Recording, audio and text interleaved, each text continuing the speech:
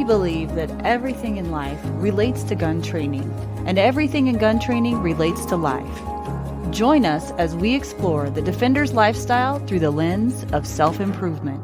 Welcome to Defenders Live.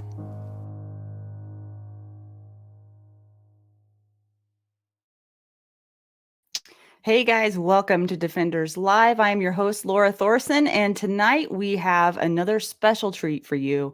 Adam Boyce with Spartan Mode is with us tonight for a part 2 interview, and he's going to be giving us some much needed, potentially life-saving knowledge. And we're going to be studying pre-assault indicators and many other things.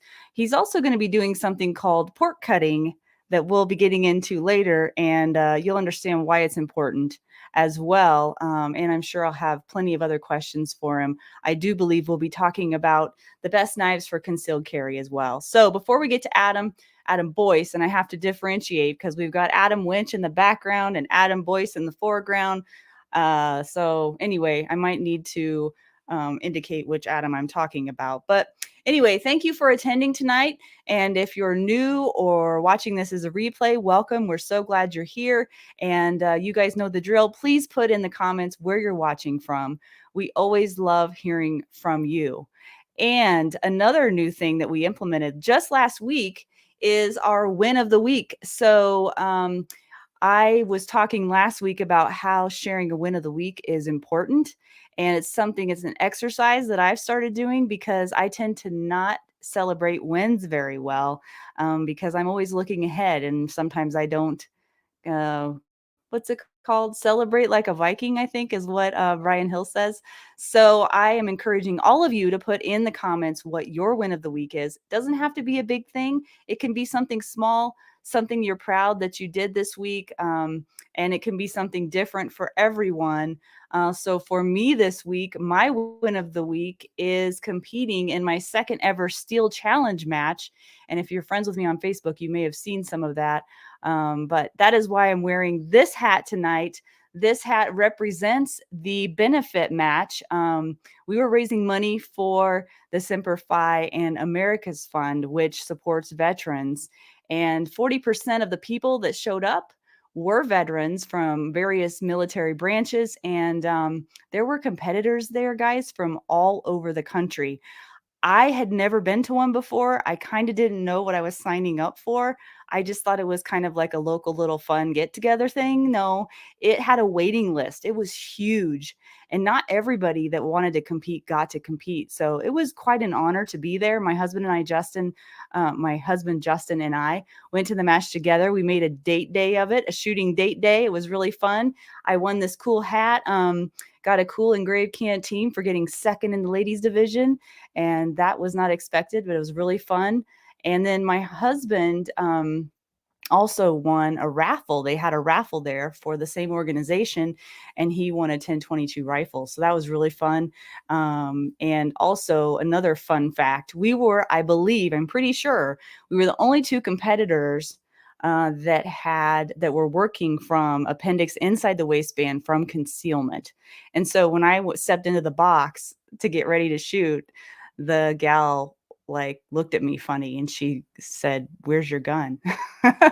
So anyway, that was kind of cool. There were a lot of people there. I don't think that had ever seen anybody compete from concealment, especially appendix carry. So that was new for some people. And I don't know. I kind of think some of them were leery at first, but then after watching me and Justin, they were like, "Huh, interesting. Never seen that before." So it's all good. Anyway, okay, so I told you Adam Winch is behind the scenes, the founder of Defenders USA.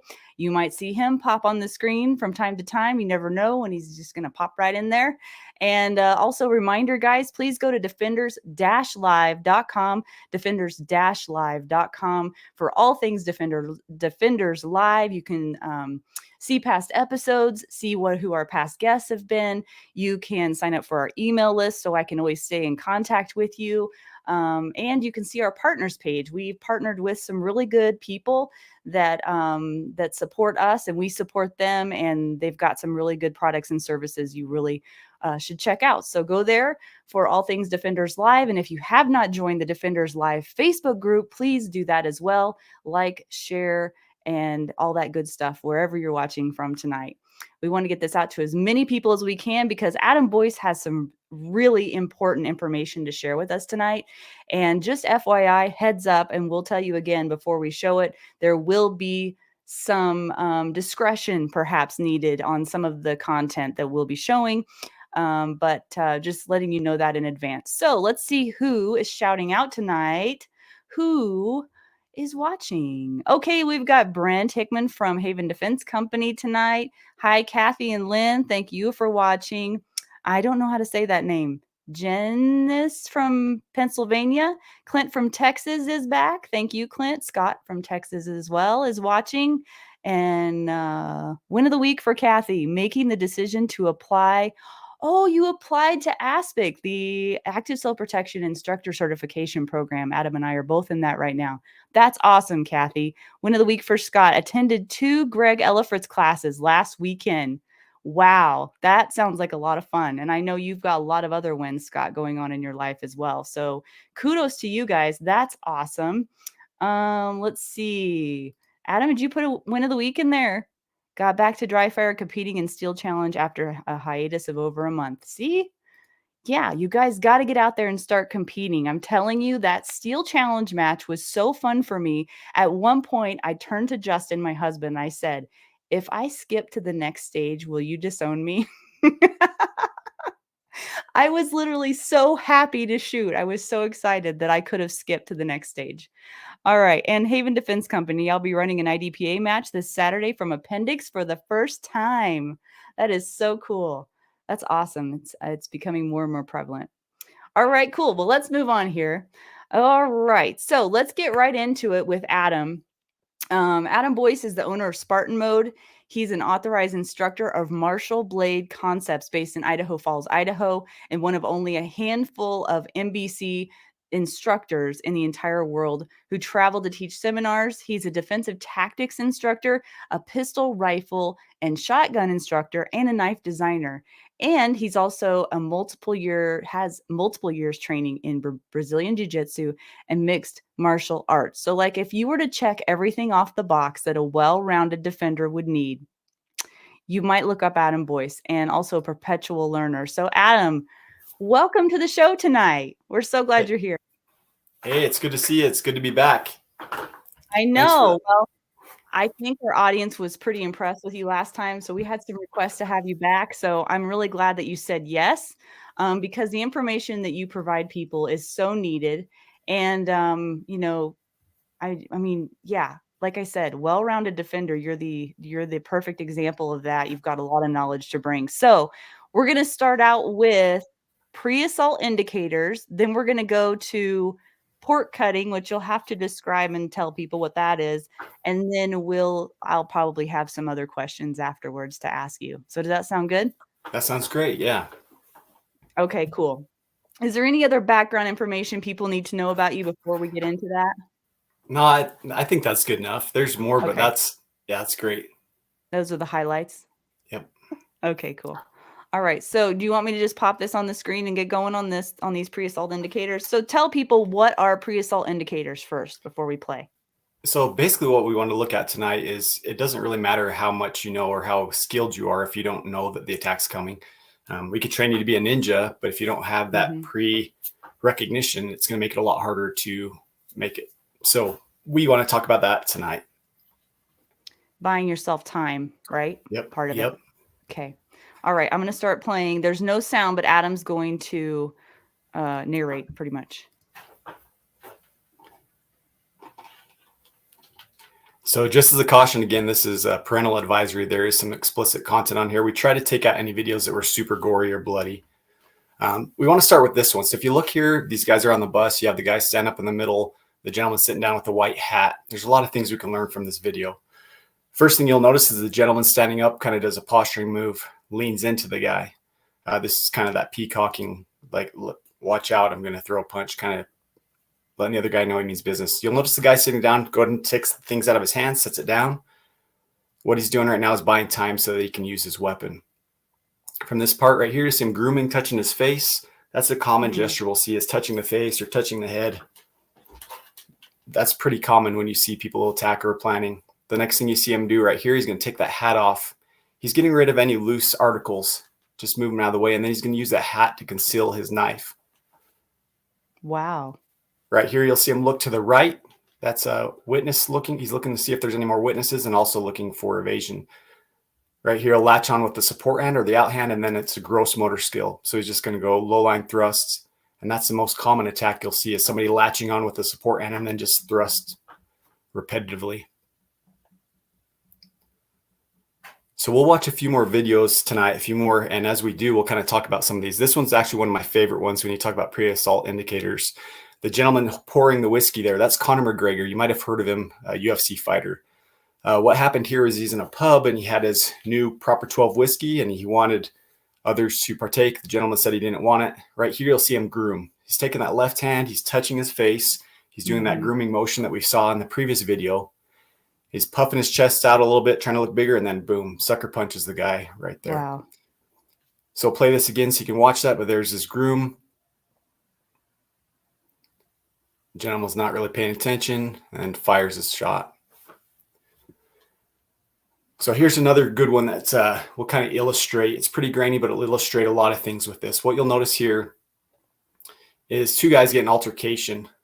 You'll see the gentleman here look to the left. He's looking to see if there's any witnesses. He's also looking for his escape plan. He's doing that grooming motion again, touching his face. Now you'll see him kind of do like a little bit of shift with his body weight, glances again. And after he shifts his body weight, loads up and fires his shot. The fascinating thing is if you start watching videos and seeing how things happen, there's a lot of common occurrences. You won't see the same things every time, but you'll start seeing clues. So here we'll notice on this one, kind of the same thing. You've got a little bit of posturing going on. Their space is just too close. He's looking for a diversion here. So what he's doing at this point, he's looking to the side, getting his hands out. He's trying to move them around so it looks like it's no big deal when he actually fires his shot. Looks away like we talked about. After he looks away, goes to fire. The gentleman realized what was coming and threw a counterattack. One of the things we do at all the seminars that I teach is we talk about, again, you have to be aware of what's going around you, what's going around you. Here's a great example. This lady's on her cell phone. Guy sneaks up behind her, punches in the back, knocks her out. That situational space, not letting people get close enough that they can actually put your hands on you, is something that is critical, often hard to do, but it's a critical component. Here's another example of a couple of gentlemen. You'll notice here the guy's getting posture, hides the knife, kind of blades his body, and then he's going to stick it back behind his body. This is something you see a lot with knife attacks, is they'll hide the blade. Even though he'd seen it, he still hides it. And he throws one stab. One thing I want you to notice from this one also is that the gentleman that got stabbed didn't immediately burst into flames like you see in the movies. The guy just didn't stop fighting. He's able to get up and run. Just like handguns, the unpredictability of a knife attack, you can't say, hey, if you get stabbed here, this is going to, stop you immediately. You'll notice here, hands, older gentleman walks up, stabs the guy in the chest.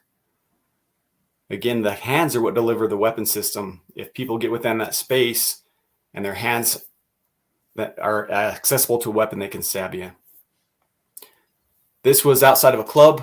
What happened here is he was denied access and he gets a little bit upset about it. You'll notice the big gestures with his hands. He's going to wait till this security guard or the guard is occupied. Once he is, you'll notice right here where we stop it, he's going to reach down into his pocket. He's actually grabbing his knife at this point. He's waiting while everybody's not looking, paying attention. He's got the knife in his hand. You'll notice what he's going to do is he's going to reach out with the left hand, and then he's going to stab the guy with his strong hand. If I can touch you, I can feel you. If I can feel you, I can stab you. So that's something we'll see a lot as people reach out to hold on to somebody and then they'll stab. This one was in Russia. What I want you to pay attention on this one is down at the bottom of the screen, the gentleman in the black leather jacket, and then the gentleman in the white sweater. Again, here you can see him kind of posturing. It looks like it's kind of an ego thing going on here. But the guy's going to hide the knife behind his back. So he's kind of blading his shoulders a little bit, hiding what he has in his hands. See, it's a pretty big knife. And then again, he's going to reach out that support hand, low line thrust. Again, the guy's trying to block it just by sticking his hand. Doesn't quite stop. You'll notice often when people go to stab too, if it's denied because of their hand, they'll go high. Looks like the gentleman had some nice sambo or some judo or something. It took him down the ground. Thinks at this point he's winning the fight, but in reality, he'd been stabbed multiple times. If you watch the full video on this, it takes about a minute for the gentleman to pass out from loss of blood. So that's also something to consider, is a lot of people look at knife use and think, oh, I'll just stab somebody and then the fight's over. But it's a long time if you have to defend yourself against somebody with a knife.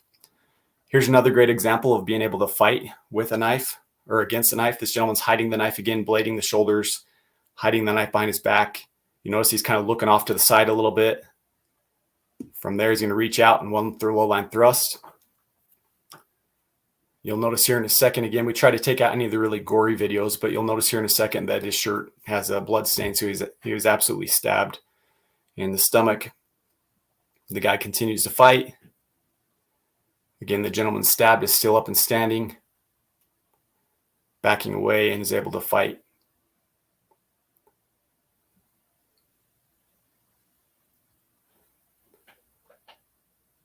But I think the best part of this video here is this guy has a really good girlfriend. And I think if I could give you any advice at all, is make sure you have a good girlfriend or wife. I was wondering why those guys weren't helping him. Yeah.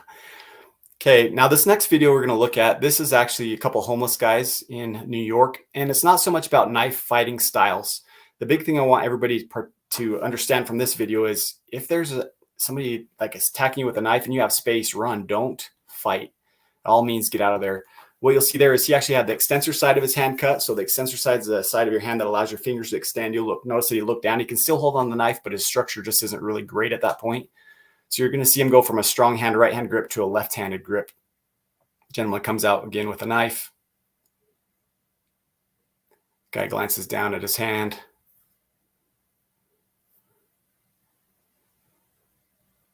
Again, this is mutual combat here, and this is what we do as defenders. We run away if we can. Mm-hmm. There he is. He's going to get cut here. This time it's going to be on the flexor side. So the flexor side, again, is the side of your hand that allows your hand to grip. You notice that it goes completely limp, and that gentleman is done at that point, being able to hold on to a knife and continue a fight. And he's still hanging around. He's not leaving. Yep. Okay, this is the last video. This is one that we do a lot at the seminars I teach, and it's not so much about knife versus gun or gun versus knife. The idea is to understand the reactionary time. So whoever has the first strike has more time. So what we did in that one is we actually had a training knife. It's just an AccuStrike. And the way that these work is when you make contact with them, they'll actually light up and beep. So you know when you make contact. It's like the most annoying sound in the world. It is. They're a lot of fun though. And then from the standpoint of a cert, we give the other guys a cert pistol. And the idea is, again, just to show you that if you're not paying attention to what's going on and they get that first jump on you, you're behind the curve. So that's kind of the reason we show that. So I had a couple questions real quick about those videos. The first thing is you showed multiple videos where there was grooming, looking for witnesses, and posturing, those types of things. You identify those because you understand what those are. But the people that are doing them in the moment, they don't have any conscious thought that that's what they're doing, right? Yeah, for the majority of people, they don't understand that they're doing that. That's kind of a subconscious thing that people will do. Yeah. People that have trained a lot will still try not to do those things. But that's also a reason why we don't say, hey, they did this, now he's going to stab me. You have to kind of look at the whole picture and take kind of each piece into context and say, hey, is this actual attack, or is this person just maybe have an itch on their face, or maybe they saw a buddy. So it's kind of the whole thing, you know, when I talk about knife. Adam just did it. I just saw it. Did he just did this? Yep, he just did it. So Adam, if I can jump in here. Yeah, right? Absolutely. Yep. In the cop world, right, we always said that the loser of a knife fight died at the scene. The winner of a knife fight died on the way to the hospital in the back of the ambulance, right? If you get in a knife fight, you're going to get hurt. You're going to get cut. So as I watched your videos, I was taking a couple notes, and it looks like the big gestures, right? I know as a cop, whenever people made big gestures, I kind of knew that they were going to try to roundhouse or do something. So could we say that's one of the things you're talking about? If we see gestures off to the side, it tends to pull the attention. That's probably an indicator. Another one is face touching. And the way I think of it psychologically, and correct me if I'm wrong, is usually people are still deciding and they're thinking. And I Yes. know when I think or decide, I tend to kind of touch something up in here as I'm thinking about it. So they're kind of making a decision and Yep. looking for their way to go. The other is always looking around, right? You're looking for witnesses, escape routes, or somebody else who might jump in there who might hurt you because you're hurting somebody they know or like. So could we say those are probably it? And another big one is if the hands go away. You can't see it where I'm sitting, but if the hands disappear, because knife attacks always come from very close and very quick. So if the hands disappear, should we say those 4 things are really the big warning signals? I'd say those are probably some of the bigger 4. Yes. Yep. There's a Okay. bunch of other stuff, but I'd say those 4 would be the ones that are pretty telltale that they're up to something. There were a lot of those videos where the guy had his hand behind his back. Yep. Or both hands behind his back. So yeah. Or Laura, it seems like they'll blade it down by their leg or just behind like the just hip behind somewhere. their leg. Yeah, Where it but looks still like you they're- can't see their hand though. That's Yeah. the thing. So if their Right. hand disappears, that's a clue something is coming. Yeah. It might be pointy and sharp. Yep. Okay, I'll jump off. Oh, awesome. The other thing I was wondering was, remember the guy, there was a guy in the black leather jacket and the guy in the white hoodie. And Yeah. he stabbed the guy in the white hoodie multiple times. Like, I think he eventually ended up dying of blood loss. But Yeah. it was almost like he didn't realize. I mean, obviously he realized he had been stabbed, but it was almost like he didn't realize he was losing blood. Is Yeah, that a and- thing? Like, That's absolutely a thing. So most people I've talked to that have been into altercation, have been stabbed, didn't realize it at first. They thought they were just getting punched. One thing to kind of think about that is most people don't punch you in the kidney or in the ribs. They don't punch you down here low. It's Mhm. usually if they're punching us to the face a lot of Mhm. times. So that might be a clue too, is like, why am I getting stabbed down here repeatedly? But yeah, a lot of the people that I know that have been stabbed did not realize it was a knife until they couldn't step with the leg, or they felt something warm and wet, or they lost use of their hand. A good friend of mine who actually I got to train after he'd been in an altercation. He was in an altercation where the gentleman went to stab him. He did a wrist tie. So he basically grabbed on the guy's wrist. When the guy pulled back, it cut off these bottom 3 fingers of his hand.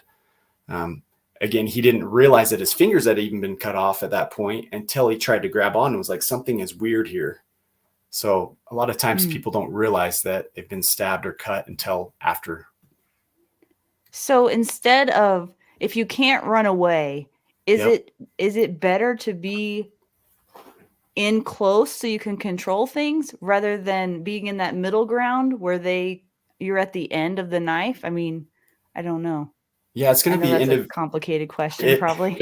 It is. It's going to depend on the individual. However, the safest place with the knife is either really close where you have control of the limb, or Mhm. far away where they can't make contact with the blade. Right. So that kind of middle ground where, Hey, it's the same with a horse, by the way. Oh yeah. Just letting Yeah. you know, if you're worried about a horse kicking you, either getting really close to them or Yep. far enough away they can't. But that middle part, nobody cares. But that's how I look at it. No, it's the same idea. If they have Same that room idea. where they can, same idea. So either really close where you can control limbs, where you can minimize the mobility of one joint, or be Mhm. far enough that they can't make contact is the 2 safer places. But again, the safest place is be way far away if you can avoid it at all. Yeah, just get out of there. Yeah. So I want to jump back in on here because you said something really important. When people are swinging at their face, let's say somebody punches at you and they miss. If they're Yeah. swinging at the face and you may not see what their hands are doing, you just know it's going towards your face, you're probably just going to take a hit of some type.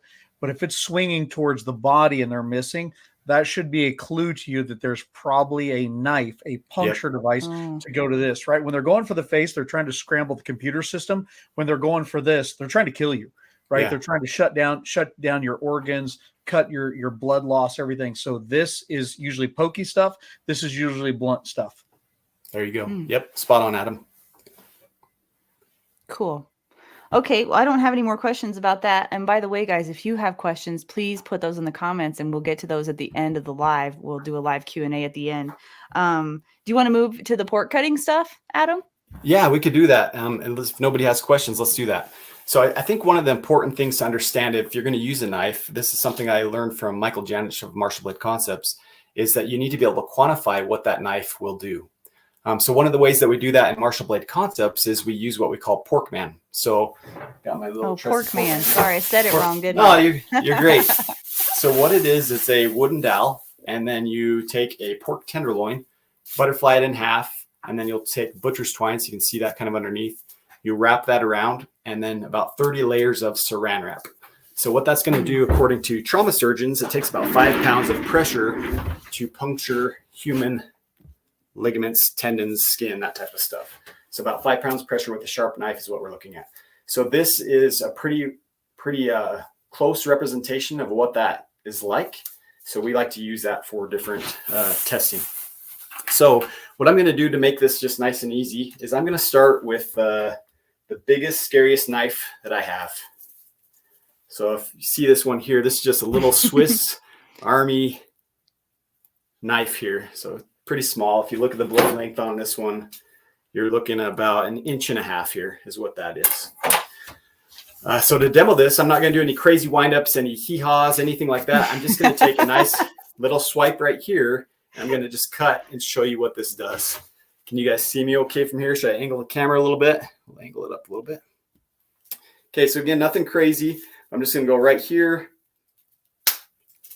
Okay, so what you can see here is if you look at this, as far as the cut on this, we are down about 1/2 inch without any crazy wind up.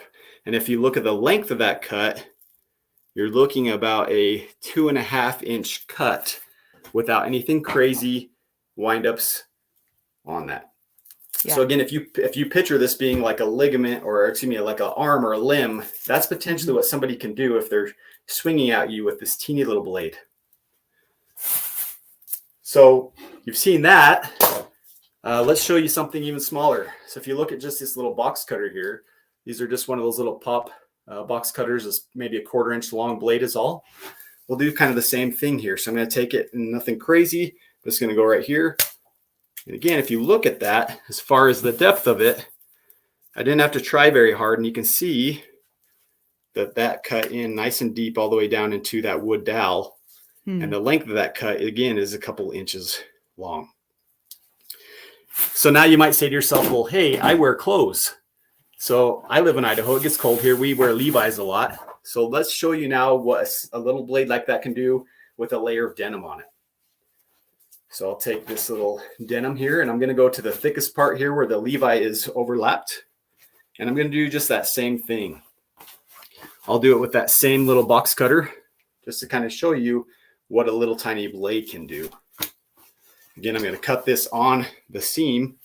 So there's a lot of dense denim there to cut through. Oops, got the cut out. So on that one, my cut actually hit into that, didn't slice it as well. Can you hold it up a little bit more? Yep. Let me actually do one more cut with it. So kind of, let's see here. Let me get the camera up, and I can actually maybe show it easier. And maybe from this angle. All right. Can you kind of see that? So I'm going to go right here. So again, the denim is nothing. Yeah. And if you look at the cut on this, kind of the same thing. We're just down here to the depth of this pork. Someone's asking, does the plastic wrap simulate the skin then?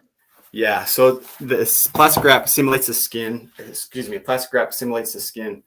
And in reality, this is actually slightly harder to cut than actual human anatomy from the standpoint of you don't have the blood pressure on the inside pushing back on it.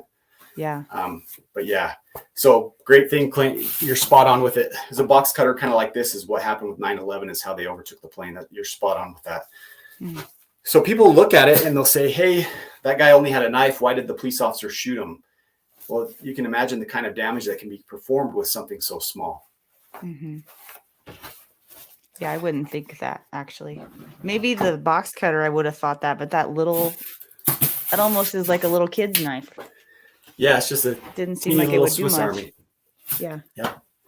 So now let's just, for fun, let's look at some normal size knives. We won't go too much in depth on this because I don't want to necessarily talk about knives all night long. Well, that's okay if you do. So if you look at this one, this is probably a fairly common type of knife that's used in attack, just a cheap kitchen knife.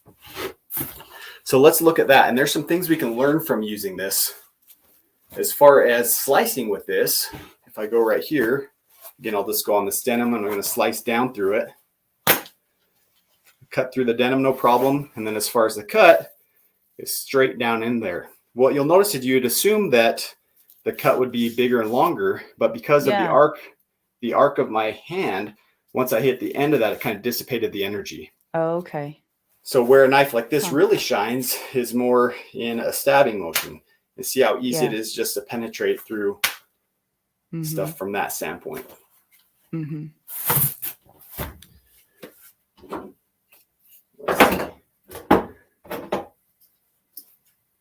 Let's talk about blade geometry real quick. We won't go too much depth on it. If you look at something like this that has this kind of curve back into it, what will happen with this is as we make the cut, again, kind of right there, just going to cut, nothing crazy, just right here. But what you'll see with that nice deep cut, and then when I went here, I actually caught into what would be like the bone. So the hook of the end of it stuck in. And this cut is all from just leverage down. So from the standpoint of using something like this, there's a potential that it's getting caught or stuck onto things because of that big hook. And then if you look at something maybe more like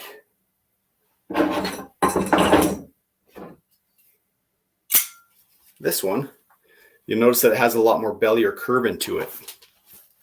So when we look at how something like this cuts, what you'll find with it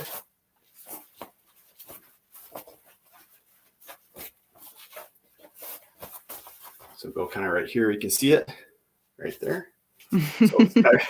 All right, so I'll cut right here. Again, no problem there with that. Can you hold it up? There we go. Yep, there's that.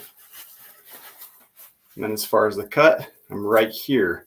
So it's kind of a more shallow cut. And the reason for that is once I made a pressure here, just like a skinning knife, you've got a big belly or curve on it. So once I hit the end of that, it dissipates the energy and then it slides off. So the depth of that wasn't as deep or as long because of that big belly or that curve into it. So then what do you want? Something in between then? Yeah. So if depending on the type of knife use you're going to use, if you're going to do more of cutting, like then maybe you look at something more like a box cutter. So the shape of it, if you look at this, is one of the first knives that I designed here. And you'll look at it and it looks like it's kind of like a big box cutter. This is called a Warncliffe. And the idea behind it is as you apply pressure from here, the pressure gets stronger and stronger and stronger all the way to the tip. So what you'll find with this, if you cut with something like this,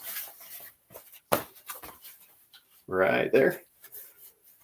If you cut with something like this, you'll notice that as I'm cutting, that energy is amplified all the way down to the end of it. So the cut goes all the way there. Actually, hit the bone, stopped into it, and I hit that big cut right from there. But it doesn't hook onto it like that other one did. Right. So let me see if I can do it from kind of here. So again, you can see the depth of a cut like that. Yeah, that's pretty crazy. So Adam, if I can jump in. So that curved knife blade, right? So that's not so good for stabbing if you have to, where the one you designed that you just showed can do both. It can go deep, but it also can be more of a stab tool if need be, correct? Right. Yeah. So the idea behind the blade geometry on this, again, is that cut goes deep, but also if you're going to thrust, what happens with this is Mike Jens did some testing years ago with this style of blade. He did a bunch of tests on all different types of styles. And what they would do is they'd put it up on an arm and there's a big piece of styrofoam and they drop it from the same height and it would swing and hit into the styrofoam. And so they're trying to quantify and decide, hey, what type of blade works best for penetration? And what he found is when he was doing something with a Warncliffe like this. What's that called again? Warncliffe? Warncliffe. I'll hold it up there so you can kind of see the angles of it. But what they would find with something like that, what would happen is it wasn't sticking. All the other knives go and they stick in a couple inches. And he's like, that's kind of weird. And when they slowed down the camera and looked at it, what was actually happening is that ramp would actually open up the channel, make it bigger, so it would go all the way in and bounce all the way out. So the knife is able to penetrate deeper because of the blade geometry on it. So again, for thrusting and for cutting, it's a great blade geometry. So if you looked at it almost from aerodynamics, from the tip forward, right? It's cutting the air well, which also means it should cut through say objects you might penetrate through, right? Skin, clothing, whatever else, it should do that and go deeper with it. From what I see of the design of it, it looks like a pretty good design. Yeah. Yep. That's exactly right. Yep. Okay. Yep. Is there more pork cutting to be had? There can be. Is there any questions on the pork? We have more if you want, or we can end it with that. No, there's no questions yet. Usually people are pretty quiet till the end. So, but if there's something in there, we'll throw it in maybe if we need to. Okay. Just for fun, we just designed this knife. This one's going to be coming out soon. And so probably not something you carry around in your backpack, but this is a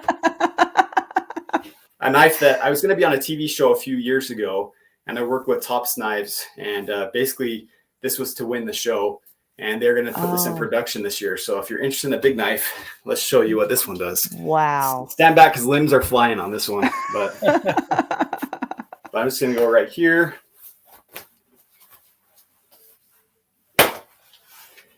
Yeah, so I snapped that thing down into, again, no crazy windups or anything, but I had also tension here, but you can kind of see what that did. Again, I'm holding the stick as I'm doing this, but yeah, don't want to be on the bad end of that either.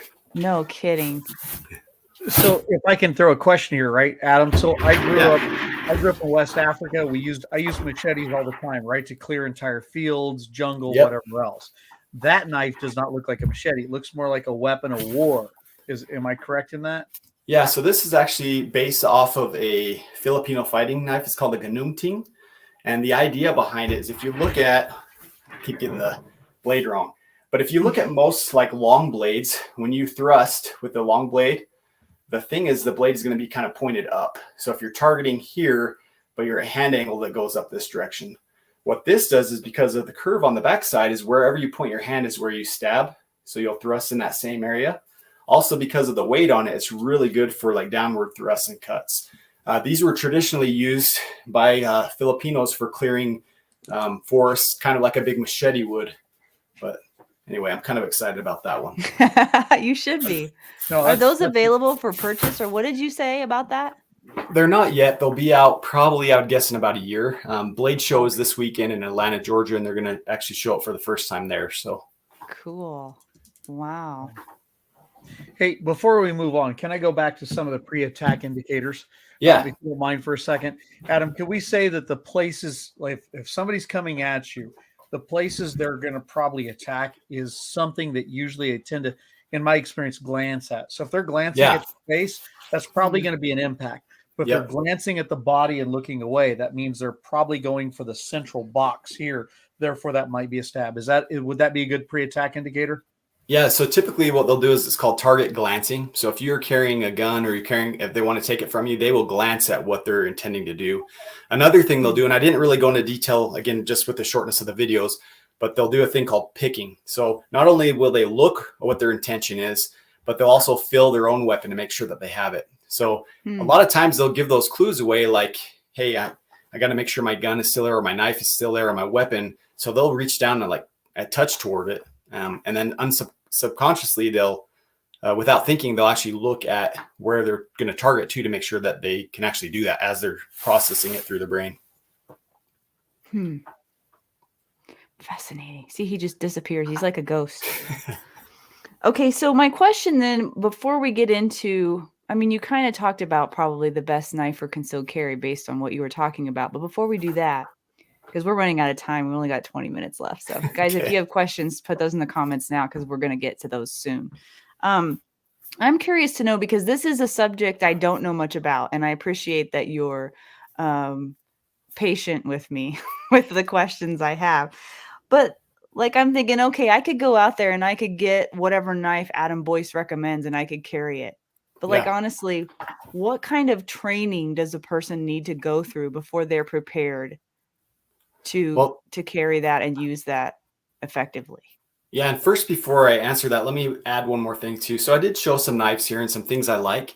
I typically don't say, hey, you need to go get this knife. And the reason for that is I think it's more the individual than it is the tool, like having the right mindset to use it. But you do need to understand how it's going to function.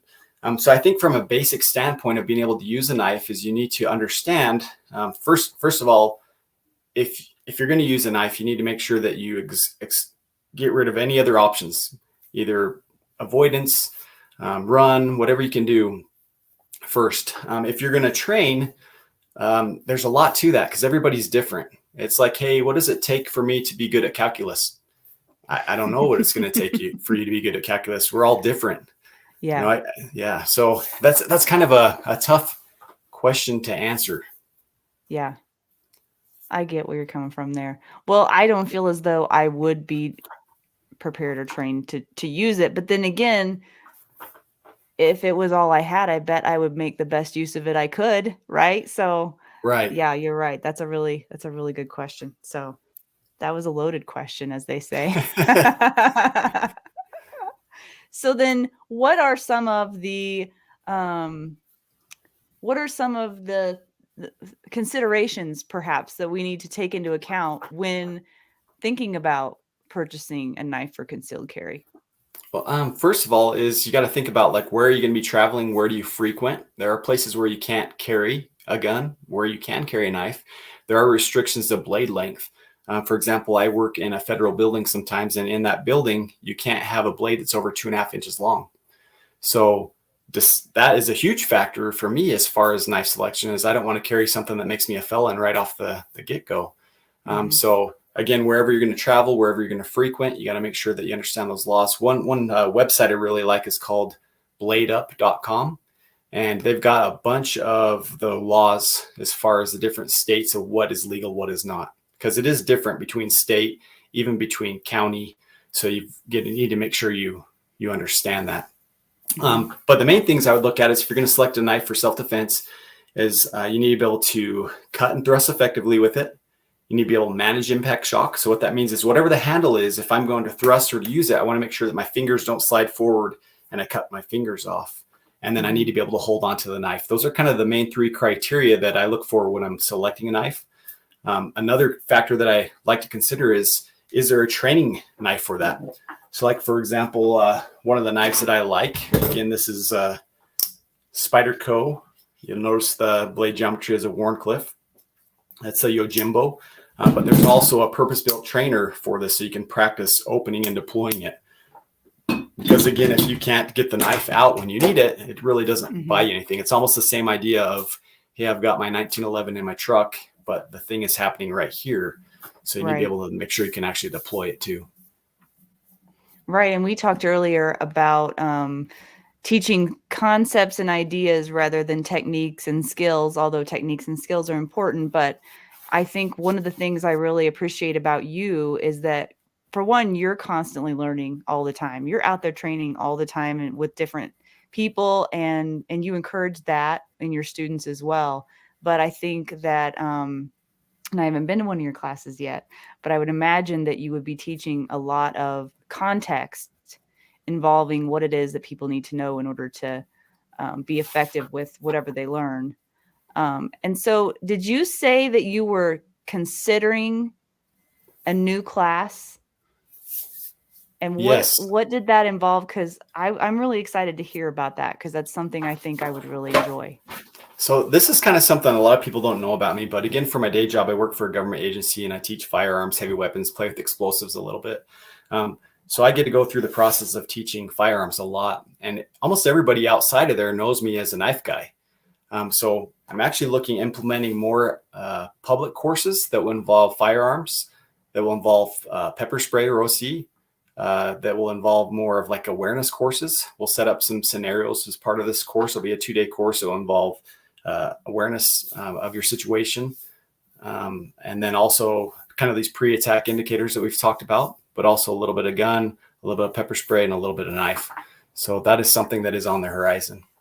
And that would be a 2-day class, and you would learn a wide variety of things all in one class, right? Yep. They just have blocks of each of those pieces. Right. Yeah, that's awesome. Well, I will definitely be helping promote that whenever that comes out, whenever you figure out a good name for it. Awesome. Okay. So a couple more things before we head into the Q&A. And guys, we need to wrap up here after a while, but you guys got to put in questions so we can have a Q&A. That would be great. one more question here, and it's a little bit more dark, I guess. And that is that, do you really think that people seriously consider the level of violence that they may need to use in order to defend their own life or the lives of others? And I'm sure Adam Winch would have something to say about this as well. But, when we look at those videos and we see how up close and personal some of that is, and that wasn't even the worst of it. There was stuff that got taken out, guys, at the last minute. But that's stuff that we need to know, and we need to study, and we need to prepare ourselves for as best we can. But I do feel like sometimes on shows, and maybe on TV and all of that stuff, like that isn't real life. And how stuff goes down on TV is not how it goes down in real life. And so I'm just curious your thoughts on that. Yeah, I think a lot of people very much underwhelm the intensity of an actual attack, of how challenging it will be if they aren't constantly training and preparing for it.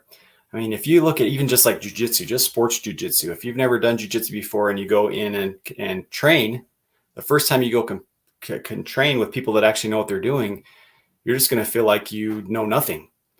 Now, take a real situation where somebody has a sharp stick or a knife or a gun, or they've got a big rock and they're trying to murder you.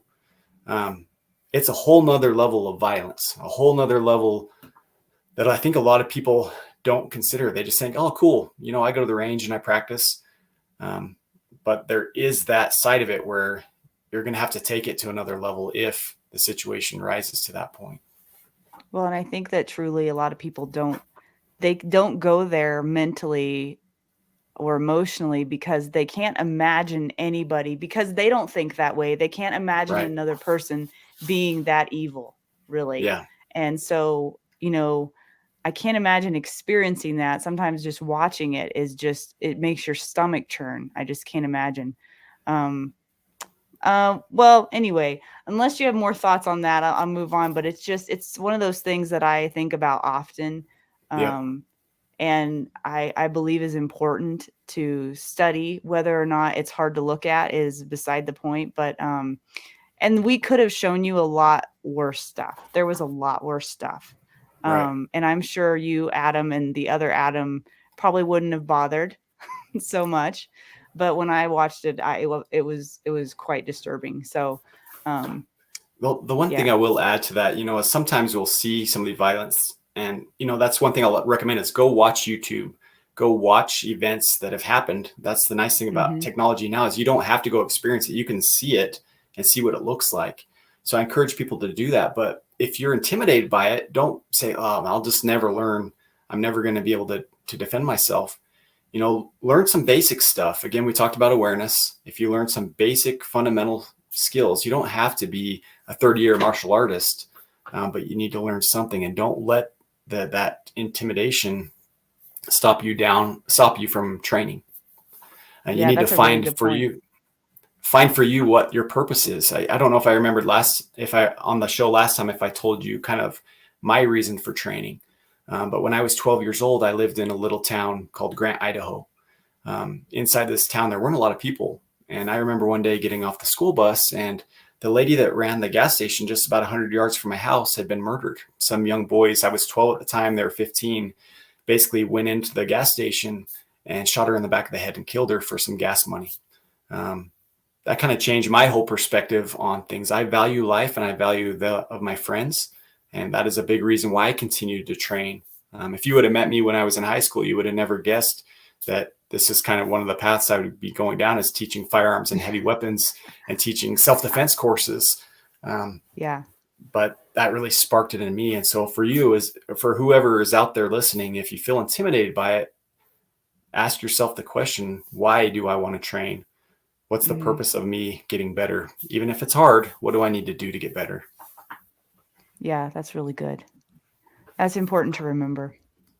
Are there any, I didn't throw this at you earlier, so you don't know it's coming, but are there any books that you would recommend for people to read, either about like mindset, overall self-defense, things that maybe have been especially helpful for you?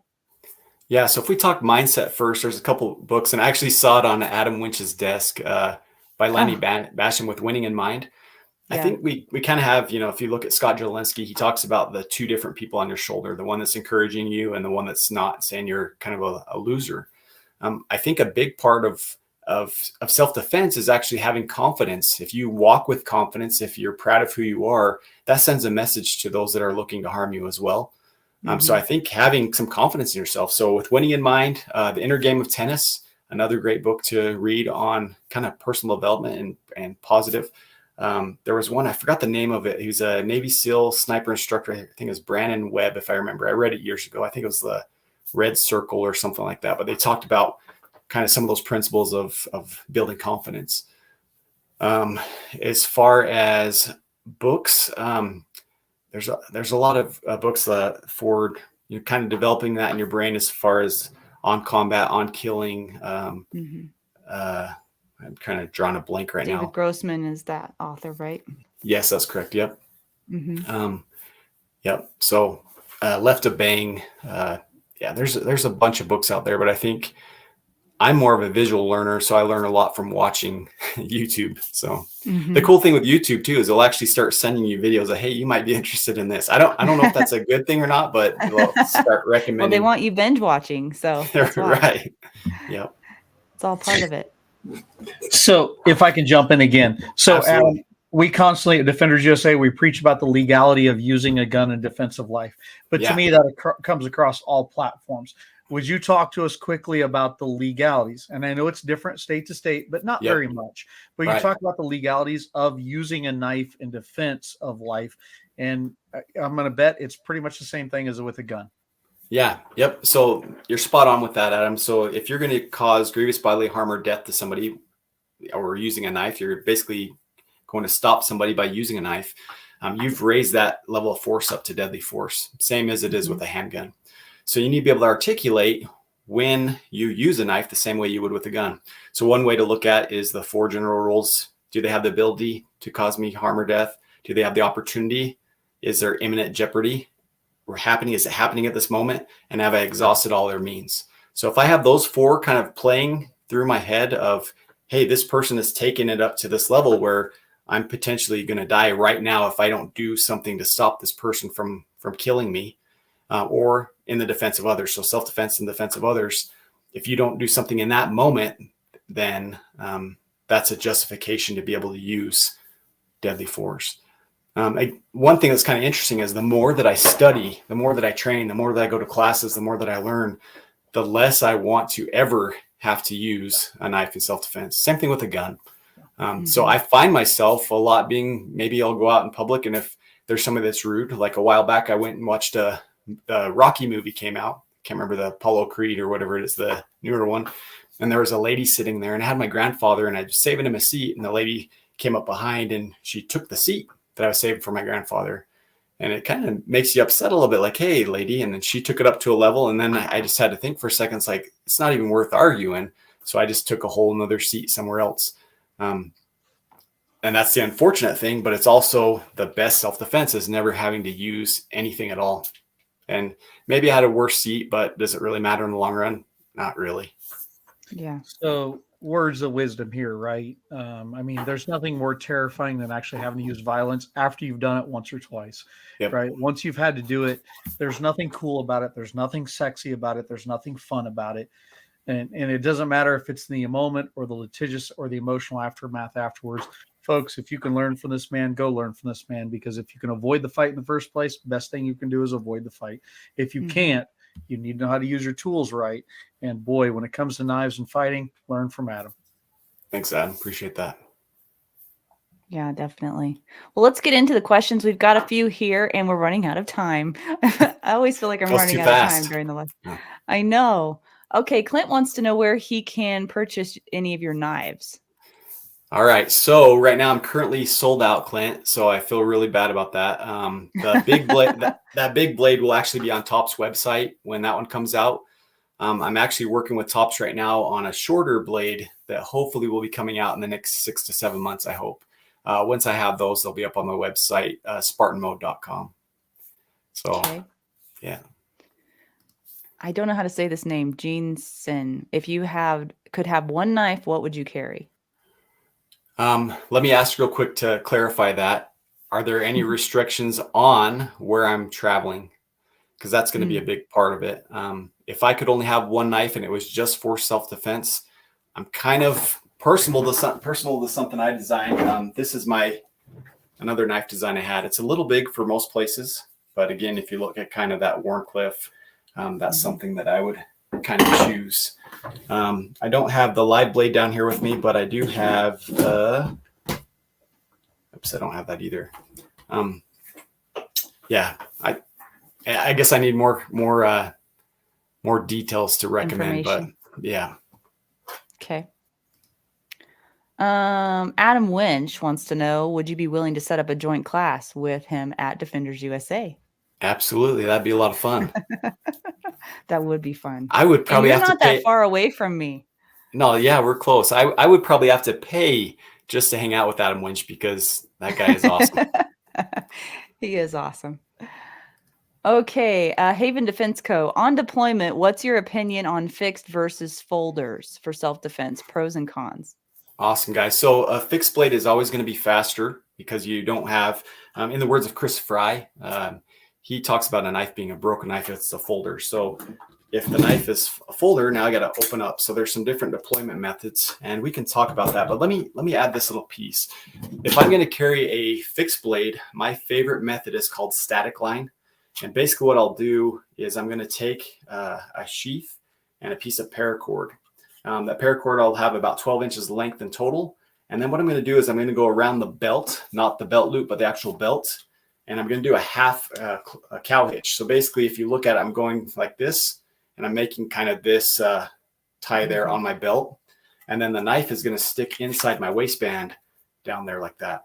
So now the knife is attached to my belt, and then I have tension. If I put it kind of here in my crease of my hips right here, I can carry a big knife, but I can still move around and drive and do all the things without it really being burdensome at all. But the cool thing is when it's attached that way is when I go to clear the garment and grab the knife, as I clear it, it hits the end of that static line and then it deploys. So I'm not worried about cutting myself, especially if you're carrying appendix. You have the problem of potentially giving yourself an appendectomy and cutting your stomach, which is the last thing you want to do if you're trying to defend yourself with a knife. Also, it's really nice for putting the knife away because the sheath is away from your body. You just tuck it back in and then tuck that back in your pants. So if I could choose a knife to carry, it would be a fixed blade and it would be static line if I was carrying it concealed. Cool. I'm learning a lot.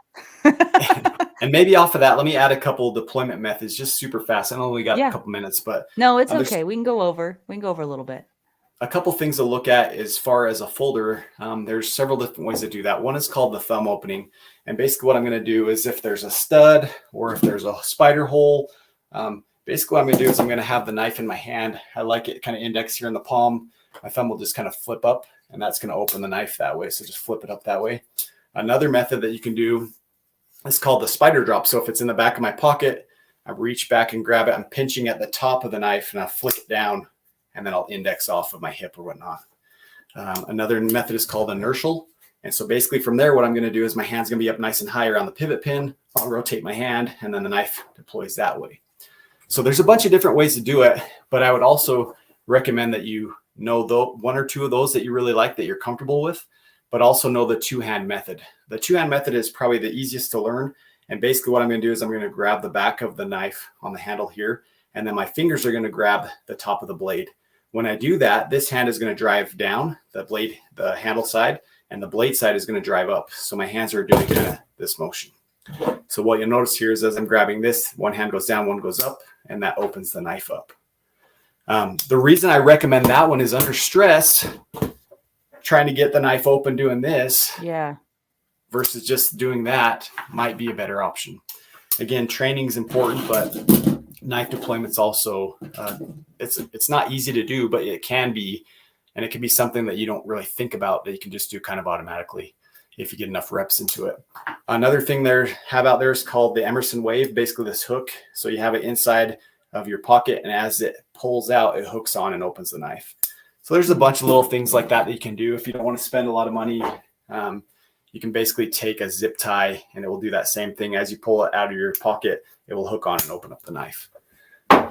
So again, we could talk about knife deployment and different types of knives for a long time. All night. Hopefully that helps a little bit. Yeah, that's a lot of information in a short period of time. Okay, the next question is, are there any books you recommend specific to blade defense concepts? Yeah, I don't have them down here with me right now, but anything from obviously Michael Janch, I love his stuff.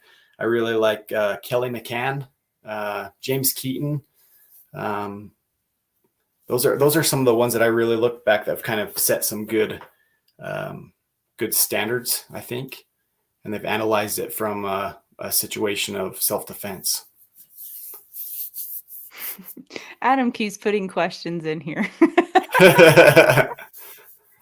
Yeah, I think in class with Adam and Adam would be really, really good. Clint says it's Adam squared. Adam squared. I'm all for that. Okay, do you make the Kydex sheaths, or would you consider allowing Haven Defense Company making them for those who want the sheath and are fans of Haven Defense Company? Yeah, so the knives that I have made through Tops, they actually make the sheaths, but I have had several people that maybe like the fit different of something else. So there's no problem if somebody wants to order a Haven Defense sheath. That'd be awesome. Cool. I don't know the name. Jean. We'll call her Jean. Would you suggest a neck K for a woman? Yeah, I do like neck knives. Let me show you an example of that. Again, depending on size. This is actually one that a friend of mine made. This is probably a little bigger than I'd recommend for a lot of people to carry. But if you're going to carry a neck knife, one thing to think about too is you don't want to have like paracord or something that's not going to break around your neck. If I have a neck knife hanging around there and somebody gets a hold of the paracord, now they've got something to strangle me with.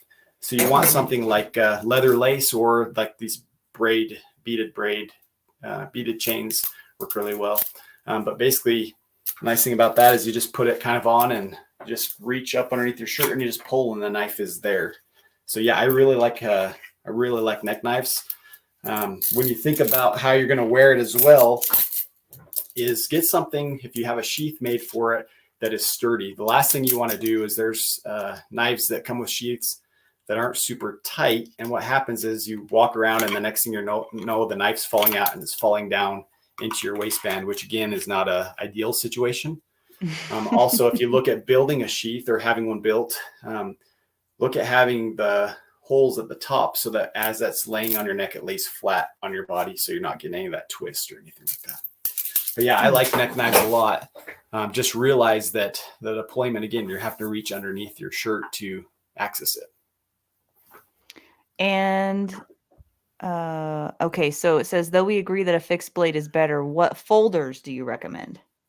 Okay, so again, I try to kind of not say, hey, this is the exact one I like, but I will tell you the ones I do currently like.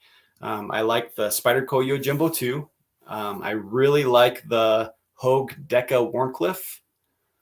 Those are probably my two favorite folders right now. I feel like you're speaking a different language, Adam. This is not my world at all. I wish I had the one down there. Yeah. You don't have one on hand? Come on. I've got like everything else here. If you look down here, I got like all these knives. It looks like you've got everything.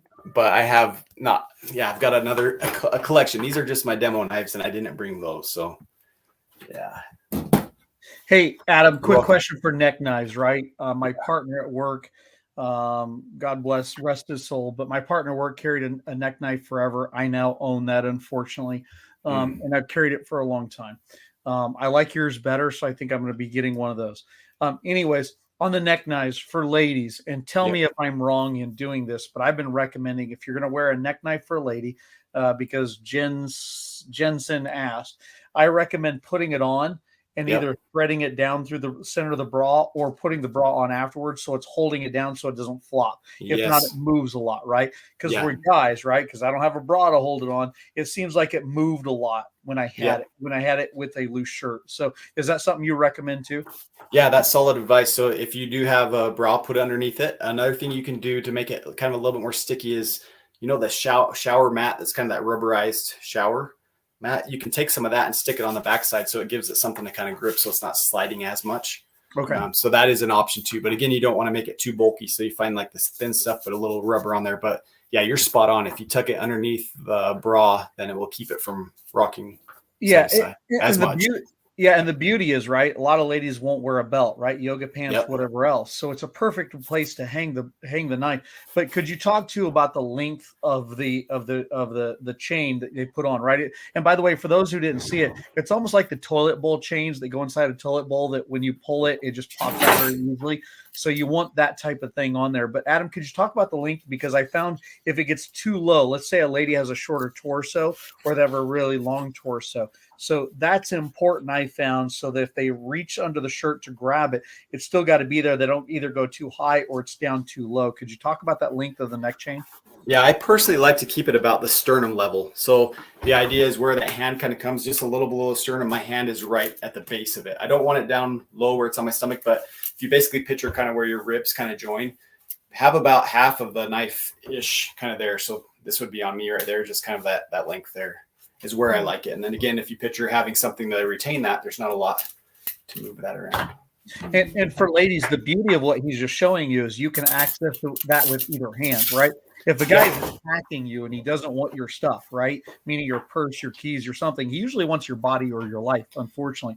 So at this point, your hands are probably going to be tied up, but this allows the hands to stay center line to the body and either hand to be able to get to it if you need to. So I'd strongly recommend those neck knives. I think they're great, especially if you're not carrying something with a belt or they can go in a sheath, but you can access it with either way very quickly and very easily right at your center line.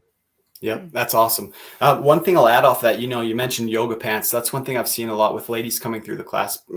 Maybe guys too. I haven't seen it yet, but a lot of the ladies that will come through class wonder how they can carry without carrying a neck knife. And I don't have it with me, but have you seen the ulti clips? It's like a little clip that looks like the suspender holder. So you can actually get a little one of those and then kind of file it and sand it so it doesn't have sharp edges on it, but then tie a paracord piece to it.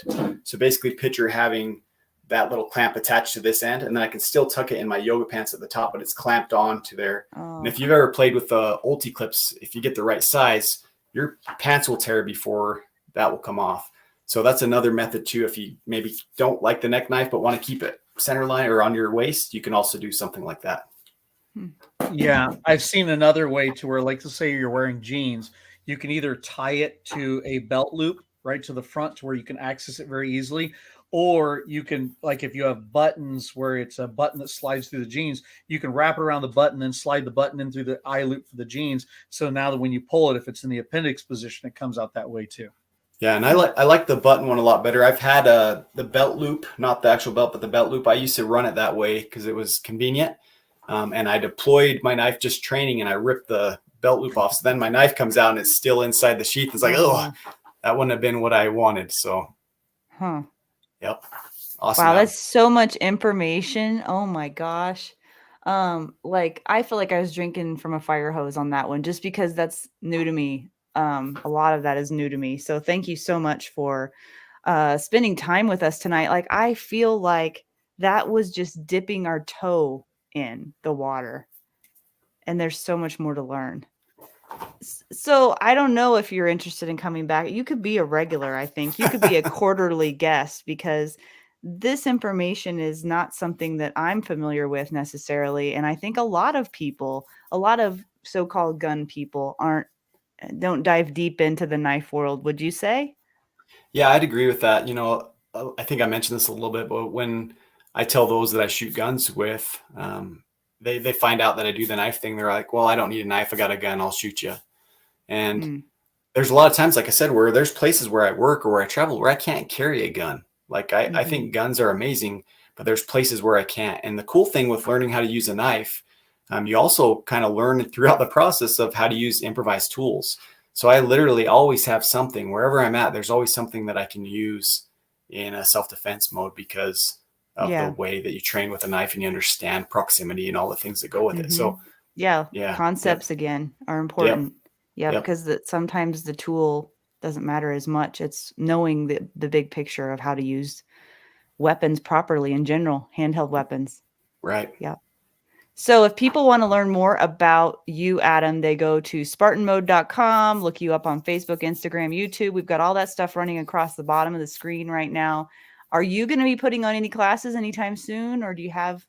Yeah, so I've been doing a lot more private stuff lately. I've been doing more private groups or hiring me to go do those. So I am going to start throwing some more public stuff on there, but Okay. Good. We'll keep a lookout on all of his social media. He's good about posting on social media, so I would recommend that you go follow him there, and we'll see if we can get him back on again maybe in a few more months. Adam, you've been a complete pleasure to have on. So much information as usual, and you present it so well. So I really appreciate that and answering all of our questions. yeah, no problem. It's awesome being on. Thanks for having me. You bet.